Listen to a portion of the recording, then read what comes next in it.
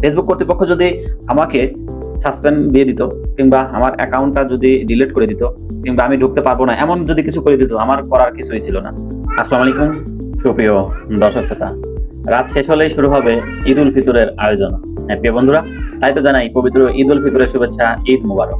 আজকের টপিকটা খুবই গুরুত্বপূর্ণ, কেননা আমার সাথে ঘটেছে একটি ঘটনা, ছেড়ে আলোচনা করব।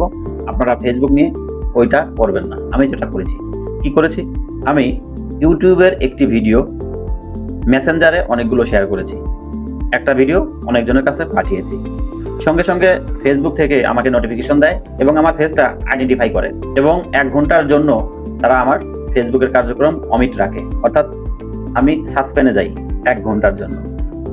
আমার ফেস ভালোভাবে তারা সেলফি তুলে এদিক ওদিক সেদিক করে ক্যামেরার সামনে পিছনে দূরে কাছে নিয়ে চেক করলো।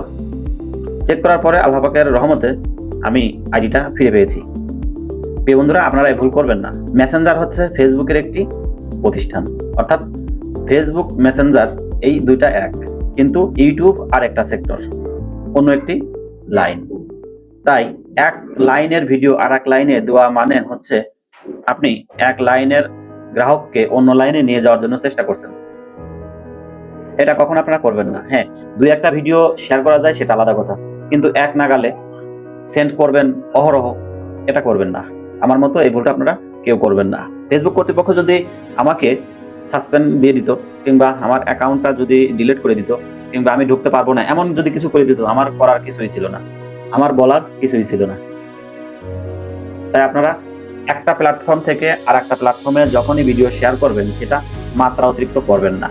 আর সবসময় জেনুইন ভিডিও, নিজের ভিডিও আপলোড করার চেষ্টা করবেন, কেননা দিন যত যাচ্ছে নিয়ম কানুন তত বাড়ছে, আর এই নিয়ম কানুনে আসছে নতুনত্ব, হয়তোবা আমি আপনি সেটা জানি না। আর মনের অজান্তেই ভুল হয়ে গেলে আপনার পরিশ্রমের যে পেজ অথবা চ্যানেল অথবা আইডিটা ডিলিট হয়ে যেতে পারে। So be careful.